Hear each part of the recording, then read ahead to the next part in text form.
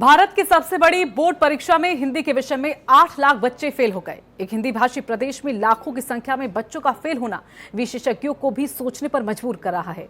R9 TV ने इस मुद्दे पर छात्रों, शिक्षकों और अभिभावकों से बात कर जानने की कोशिश की कि आखिर ऐसा क्यों हुआ। देखिए खास रिपोर्ट। हिंदी भाषी प्रदेश में हिंदी का ये हाल क्यों, कैसे, कौन जिम्मेदार है? ये सवाल नए नहीं हैं, पहले भी उठते रहे हैं, आज भी उठ रहे हैं, पर कुछ ज्यादा तीखे होने भी चाहिए, क्योंकि सवाल एक विषय में फेल हो जाने भर का नहीं है। सबसे दुखद बात तो ये है कि 2.5 लाख से ज्यादा बच्चों ने तो हिंदी को नजरअंदाज कर दिया है। क्या युवा पीढ़ी दूसरी भाषाओं की तरफ भागती जा रही है? क्या अपनी संस्कृति और अपनी भाषा से कटती जा रही है? यूपी बोर्ड की 12वीं पास छात्रा मनसा हिंदी में अच्छे अंक लाने से उत्साहित हैं, क्योंकि उनका पसंदीदा विषय इंग्लिश है।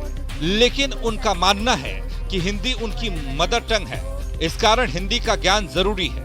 साथ ही साथ हिंदी किसी से भी बातचीत का सबसे आसान माध्यम भी है। हिंदी सिर्फ एक लैंग्वेज है या क्या लगता है? हिंदी के लिए क्या मन में आता है? नहीं, हिंदी वैसे मेरी फेवरेट इंग्लिश है, बट हिंदी हमारी मदर टंग है, हमें ज़्यादा इंपॉर्टेंस देनी चाहिए। हिंदी में इमोशंस है, जो बातें हैं वो एक टाइप में हम इंग्लिश में नहीं बयां कर सकते, वो हम हिंदी में बहुत क्लियरली बोल सकते हैं। वहीं 12वीं की छात्रा साक्षी के मुताबिक अंग्रेजी को लेकर ऐसा परसेप्शन बनाया गया है कि बिना अंग्रेजी के नौकरी नहीं मिल सकती। आजकल के बच्चे अंग्रेजी के चक्कर में हिंदी और अपनी संस्कृति से कटते नजर आ रहे हैं। इंग्लिश ही प्रेफर करनी पड़ेगी। अगर आप वहाँ पे जाके आपका इंटरव्यू होता है, नॉर्मल सी बात है, किसी भी प्लेस में आप जाओगे, कोई भी चीज़ करोगे तो आपको इंटरव्यू देना पड़ेगा। उन्हें आपकी नॉलेज जानना ज़रूरी होता है। अगर आप हिंदी में इंटरव्यू दोगे तो वो सोचेंगे हाँ, इंसान को ज़्यादा नॉलेज, पर्सन को नॉलेज नहीं है। तो इसी हिसाब से लोगों को ज़्यादा प्रेफरेंस हिंदी को देनी चाहिए। मैं खुद एक स्टूडेंट हूँ, मैंने भी हिंदी को ज़्यादा प्रेफरेंस नहीं दी थी। मेरे को भी लगता था इंग्लिश मीडियम में पढ़ने वाले बच्चे हैं तो इंग्लिश को ज़्यादा प्रेफरेंस देते थे। उसी हिसाब से हिंदी जो है एक। वहीं कुछ अभिभावकों का मानना है कि इसके लिए अभिभावकों के साथ साथ कहीं न कहीं सरकारें भी जिम्मेदार हैं। अभिभावक अपने बच्चों को हिंदी पढ़ने और सीखने के लिए प्रेरित नहीं करते। वहीं हिंदी को लेकर सरकार के तमाम दावे भी फेल होते नजर आ रहे हैं। घर में भी अब मेरे ख्याल में माँ बाप अपने बच्चों को हिंदी के लिए प्रेरित नहीं करते। अगर उनको प्रेरित करना चाहिए कि भाई हिंदी हमारी मातृभाषा है, इसके हिसाब से काम कीजिए। हिंदी में ज़्यादा झुकाव देना चाहिए पढ़ने के लिए, और उनको ज़्यादा से ज़्यादा हमारे संस्कृति में बताना चाहिए कि भाई हमारी संस्कृति ये है और हिंदी हमारी ये मातृभाषा है, इसको आगे लाएं।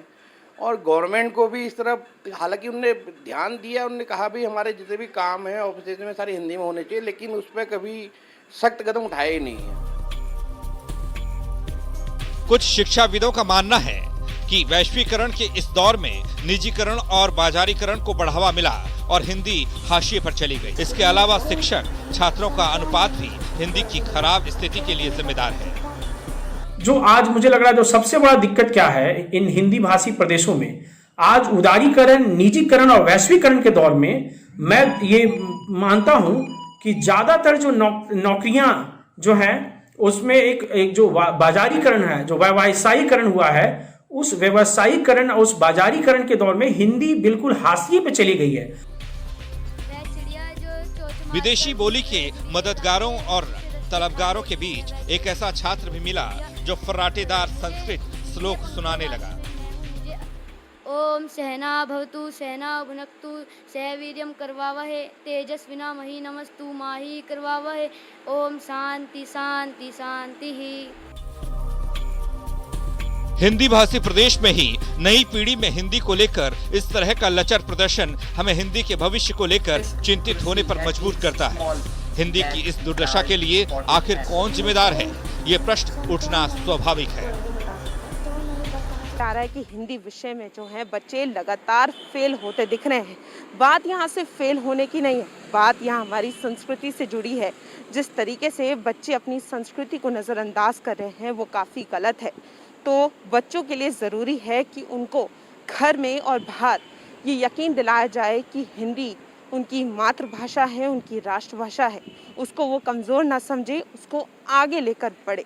नोएडा से कैमरामैन केसर के साथ फराह खान, R9 टीवी, उत्तर प्रदेश।